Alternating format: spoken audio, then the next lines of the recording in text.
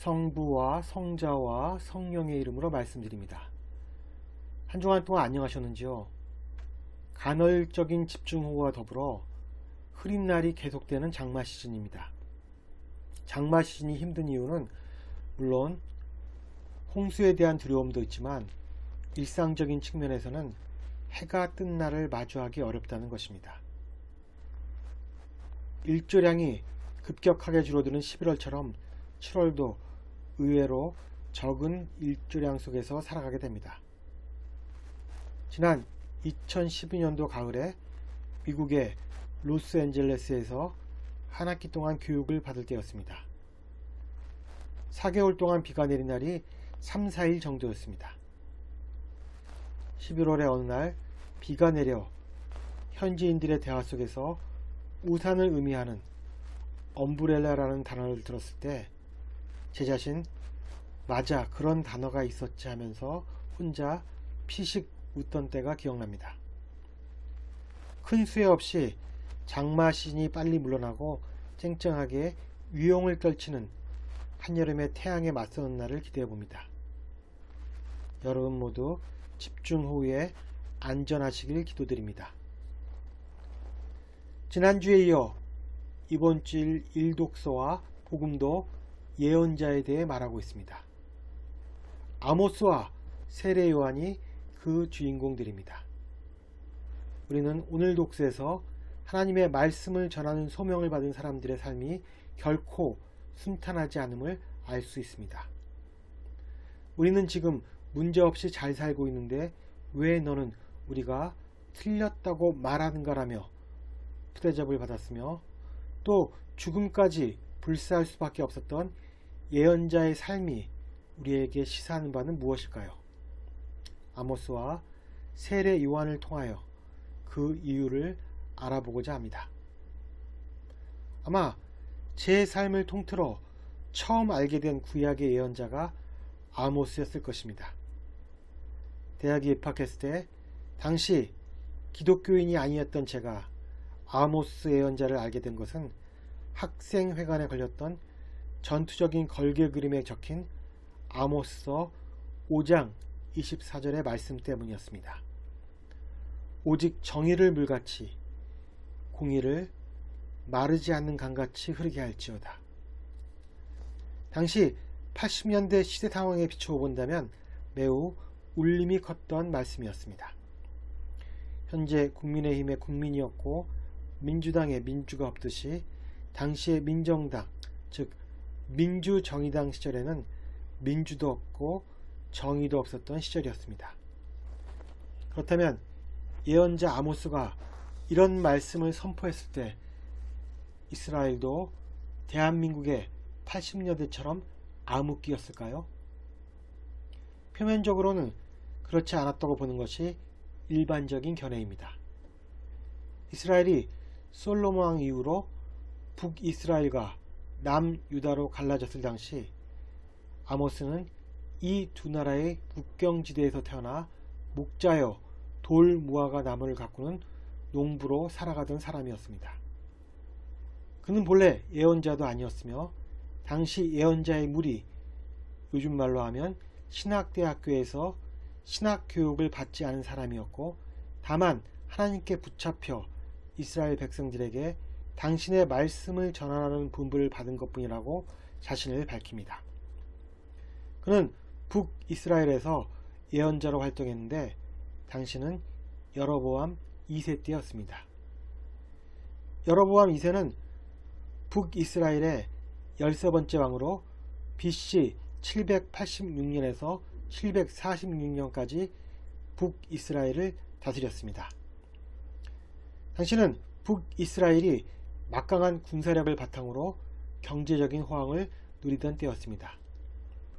표면적으로는 큰 문제가 없었던 것처럼 보였지만 사실 북이스라엘의 풍요는 상류층이 독차지했으며 기득권층들의 하층민들에 대한 탄압과 더불어 만연했던 우상 숭배와 형식적인 제사는 하나님을 분노케 하였습니다. 또한 오늘 일독서에 등장하는 아마지아 사제 같은 제도권 종교인들은 회개를 촉구하는 하나님의 말씀을 전하는 아모스에게 남유다에 나가서 예언자로 밥벌이나 하라고 몰아세웁니다. 이러한 북이스라엘의 타락에 대해 건축 시 건물에 수직을 맞추는 다름줄을 드리워 똑바로 서지 않은 것들을 쓸어내시겠다고 선포하신 하나님은 아모스를 세워 당신의 준엄한 심판을 전하신 것입니다.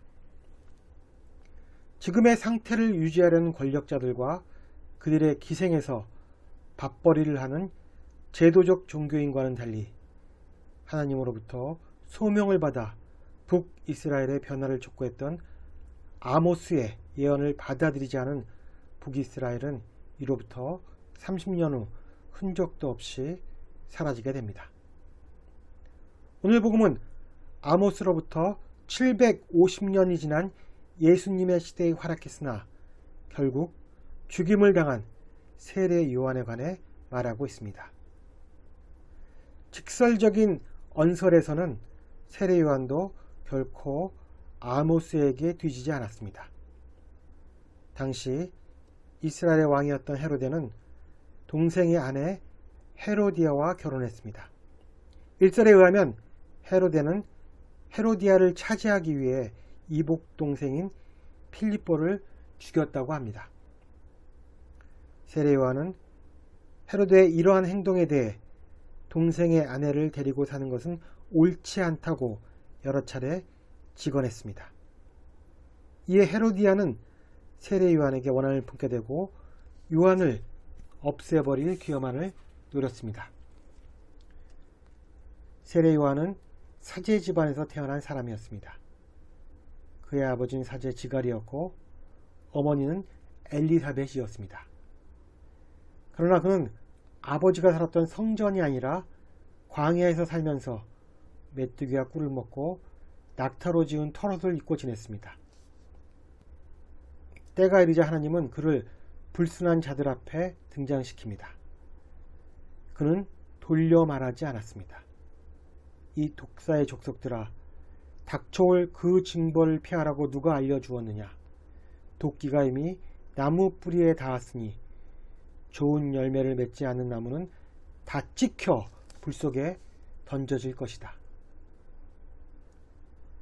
세례 요한이 이와 유사한 돌직구를 헤로데에게 던졌으니 그와 함께 악행을 꾸몄던 헤로디아의 미움을 산 것은 당연한 일이었습니다.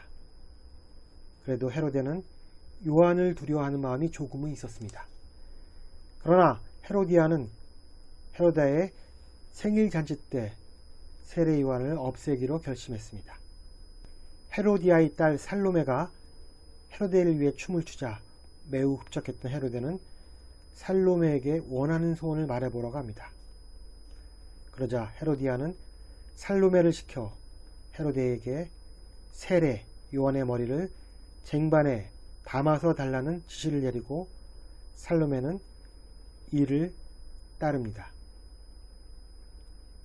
이에 예수님으로부터 여자의 몸에서 태어난 사람 중에 세례 요한보다 더 큰 사람은 없다고 칭찬받았던 마지막 예언자가 참수를 당하는 비극이 일어나고 만 것입니다.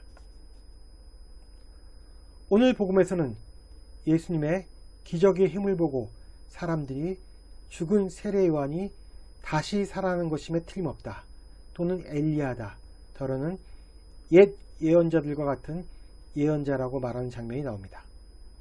심지어는 세례 요한을 죽인 헤로데 왕마저 자기가 죽인 세례 요한이 다시 살아난 것이라고 말하기까지 합니다.